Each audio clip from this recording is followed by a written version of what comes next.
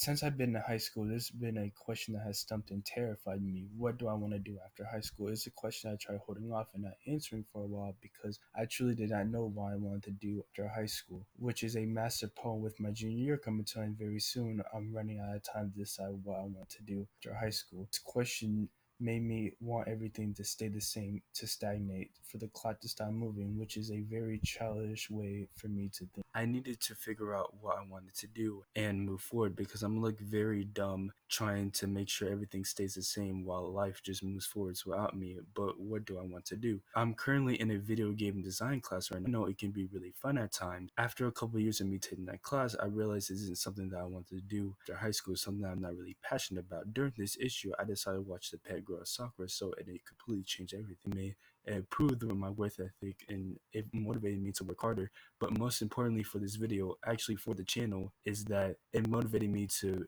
re-spark my interest in making YouTube videos or content in general about anime and manga. Respark being the key word. Now, for the 4 people that are watching this video, you probably know what that means. This isn't the first time that I try to make a video about anime or manga on this channel. About a year and a half ago, I made a kind of review on this very down bad anime, and as you can tell, it's not up on the channel no more. And the reason why, I ain't gonna lie, the video is very fucking shitty, and I want nobody see that abysmal abomination of a video. Now, for this video, I want to focus on how relatable and how Sakura So motivated me to start this journey. First, I want to talk about how relatable Sakura So is to me, and I want to start that off by talking about the most relatable character in the anime, Sorta. Now, Sorta refusing to abandon his cats gets sent to Sakura Hall being this place where all the troublemakers in Suzume go to. Now, in the beginning of the story, everybody except for Sorta has a direction. We have a programmer, writer, animator, and manga artist. This is very relatable to me because I feel like all my homies know what they want to do after high school. They have a direction, unlike me that's kind of just stuck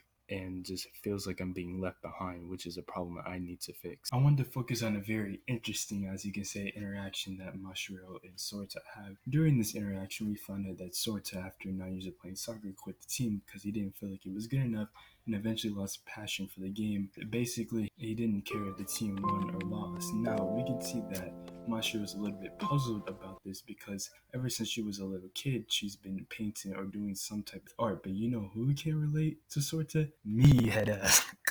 But in all seriousness, this happened to me with baseball, and the hardest thing was to explain to family members and friends why I'd lost the passion to play baseball. All of a sudden, is probably a stretch, but over a couple day period between my 8th grade year and freshman year, I just lost all my passion to play baseball. So I ended up never joining the high school team, or even trying out for the high school team for a matter of the fact. I do like playing catch and like throwing up the ball and hitting it once in a while, but actually playing the game, I kind of lost all passion. No, I definitely lost all passion to play it. I want to talk about the most relatable part of Sota's character, and is that Sota is a big ass procrastinator. So he has this plan to go back to the original dorms by getting rid of all the cats and finding them new homes, but he keeps putting this off. Now, you can say that, especially when Mashiro joins, that he's too busy with Mashiro duty to do that, but it's clearly not because one, he joined Sakura Hall before Mashiro did, and two, when you watch, you can clearly tell that he just doesn't know if he wants to be in Sakura Hall or not.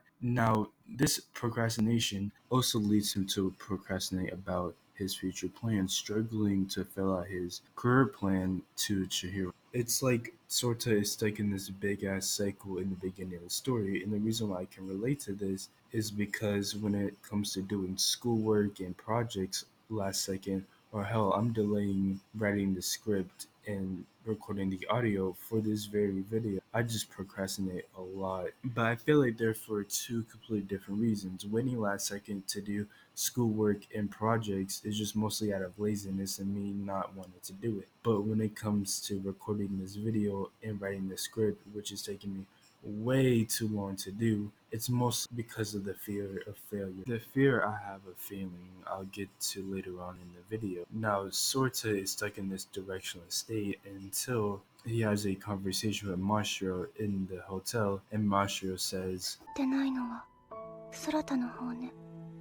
those words completely changed Sorta for the rest of the anime, because after Mashiro said that, Sorta actually makes a decision whether he's going to stay in Sakura Hall or not. Now it looks like he's going back to the regular dorms and not staying in Sakura Hall because he finds most of the cats new homes, but later on he changes his mind because he realized that his wish wasn't to leave Sakura Hall, he was actually running away from it. Then we get this beautiful scene where Sorta is talking to Mashiro, not really talking, he's more ranting outside of Mashiro's door, and it's really a really beautiful scene. Very motivational, but we could talk about that more later. Sorta, after ranting and telling Mashiro that he doesn't want to stay inside Hall, we can see him pursue a career to become a game designer, which is something that he flirted with earlier in the series when talking to Renosuke, but he backed down last second. But after him ranting the whole "you don't understand," he actually decides to become a game designer. Transition from talking about the most relatable character, I want to talk about the most relatable aspect in Sakura So, and that's how it presents failure. And I want to speak on two characters to show how relatable are throughout the anime. These characters being Sorta and Nanami. And I guess since we're talking about Sorta, we'll talk about him some more. So we'll talk about Sorta's failures first. How Sorta reacts to his failures throughout the anime are usually linked in one common way, and that's jealousy towards Mashiro. The reason why Sorta has jealous tendencies towards Mashiro every time he fails is because Mashiro represents the epitome of talent while he's quote unquote a normal person. To dive into more detail about Sorta's jealousy towards Mashiro, let's take a look at his first major failure throughout the anime. And that's when, in the beginning of the story, Sorta's journey to become a game designer actually goes pretty well. He passes his initial screening, but then he has to do a presentation, and yeah, it does not go well at all. It was actually very painful to watch. But when he gets home, Mashiro goes up and tries to talk to him. Even though Sorta is feeling down, he still tries to have a conversation with Mashiro. That's when he ends up asking, "How did the meeting go?" And Mashiro said that her manga got serialized. After that, Sorta's on the verge of breaking down and wants her to leave, using things like "you should go draw" so she can leave. Because if she didn't leave, Sorta was gonna break down because of his jealousy of the gap between his and Mashiro's talent. Now, what I'm about to say could be a big or reach, but when Sorta asks Mashiro, "How did the meeting go?" I personally believe that Sorta wanted Mashiro to say that it didn't go so well or the manga couldn't get serialized over a blanket reason. And the reason why I say this is because in episode 4, Mashiro does not get selected for the newest artist award. After that, Jin and Sorta are having a conversation. During the convo, Sorta himself said that he felt a little relieved that Mashiro didn't get accepted for the award. Why he felt relieved Mashiro didn't get accepted, and why I personally think that when he asked how did the meeting go, that Sorta wished that Mashiro would have said something like the meeting didn't go well, is because Sorta wants to believe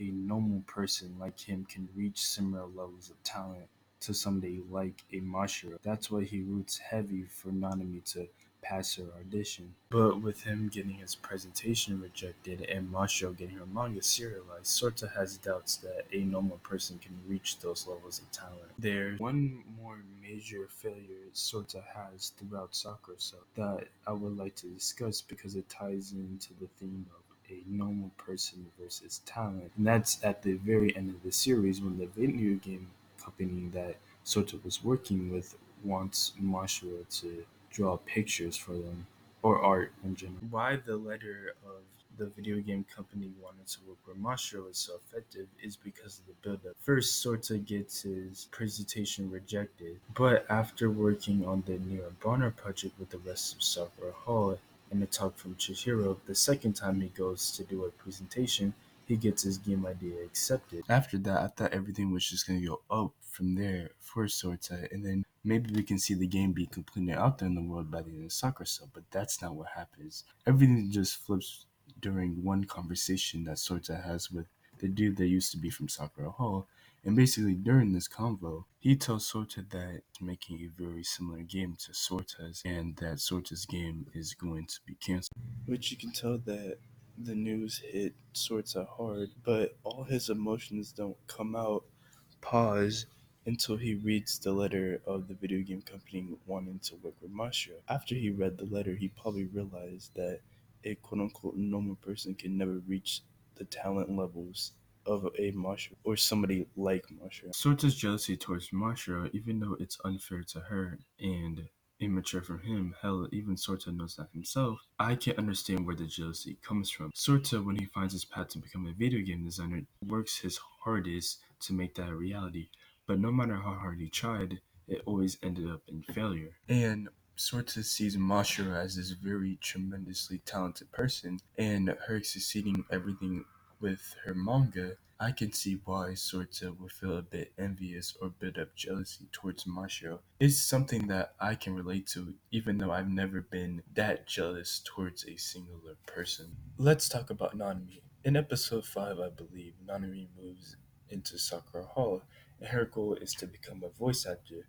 Now, the difference between hers and Sorta's failures that I want to talk about is with Sorta, I talked about how his failures led to jealousy towards Mashiro, but with Nanami, I want to talk about how her failures tie into a long-term commitment. Nanami auditions for an agency. The reason why I wanted to see her succeed so badly is because how hard she worked. 2 years of training, having to get a job because her father doesn't improve on her becoming a voice actor. With the stakes being raised really high when she tells Sorta that if she doesn't pass her audition that she has to go back home, it desperately made me want her to succeed. I was just begging that she passed her audition. I'm telling you this, when Nanami didn't pass her audition, I was in shambles. I was like, there's no way they did this.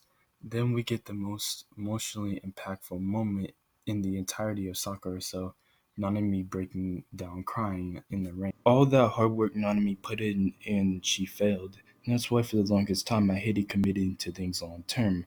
I would think things like, if I did commit to this long term, if I fail, it basically means nothing. It was pointless. I wasted my time. But Chihiro said something that resonated to me. Chihiro told Nanami that her 2 years of training were not a waste. The reason why I resonated with those words is because if I do commit to something long term and failed, I can just learn from that experience and try again. And it's better than not trying in the first place. For example, my shitty ass YouTube video from last year. Even though I will hunt down anybody that watches that video, I still think that video was necessary for me to learn not what to do while making a video. Subpar editing, long awkward pauses, terrible thumbnail, and abysmal fucking jokes. Because of that video, I know what I need to improve on, and hopefully this video I definitely improve compared to the last video, because if this video is just as good as the last video I recorded last year, I might give up. I ain't gonna lie, I might give up. But in all seriousness, that dumpster fire of a video and Nanami's journey throughout Sakura So is the reason why I'm willing to commit to this long term. Now this will be real quick, but I want to talk about